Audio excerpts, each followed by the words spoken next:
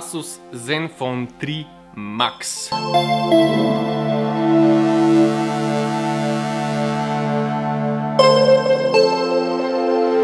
Tole bo 5 stvari, ki jih je dobro vedeti o Asus Zenfone 3 Max telefonu.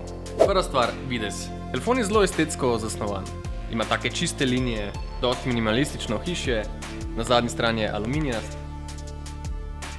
In glede na to, da sodi v nižji cenovni razred, definitivno zgleda, kot da prihaja iz nekega višjega.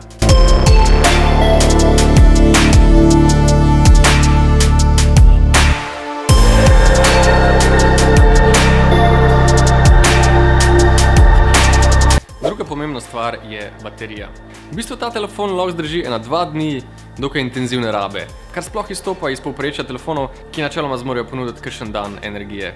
Jaz bi ga zato priporočil predvsem nekim manj zahtevnim uporabnikom, ki jim je pač pomembno, da imajo nek zanesljiv telefon s sabo, ki ga ni treba vsak dan polniti. Mogoče malo starejši uporabniki, mogoče mlajši, ki jim je bistvo, da so čim več časa na družbenih omrežjih, ker za vse te stvari je ta telefon dobra izbira. Tretja stvar, aluminijasto ohišje.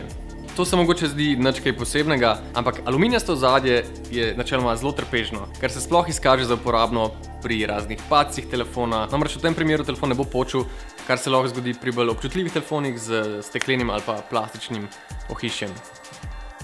Pri takem telefonu ne polagaš glih veliko upov v kamero. Ampak kamera je četrta stvar, ki je vredna omembe. Ta telefon ima kamero z 13 megapiksli ločljivosti, zelo pohvalen je pa njen autofokus. Posnetki so dejansko ful dobri, ful so kontrastni, ful enih detajlov ponudijo. Ja, to je to. In peta stvar, cena. Tak telefon stane v rangu okoli 200 evrov, ker je sploh ugodno, zato ker dobimo. Po delovanju se res da ne more primerjati z najvišjim razredom, ampak za to ceno mislim, da je to precej dober paket. Evo, upam, da ste izvedeli kaj pametnega, da se boste zdaj lažje odločili, kateri telefon je primeren za vas.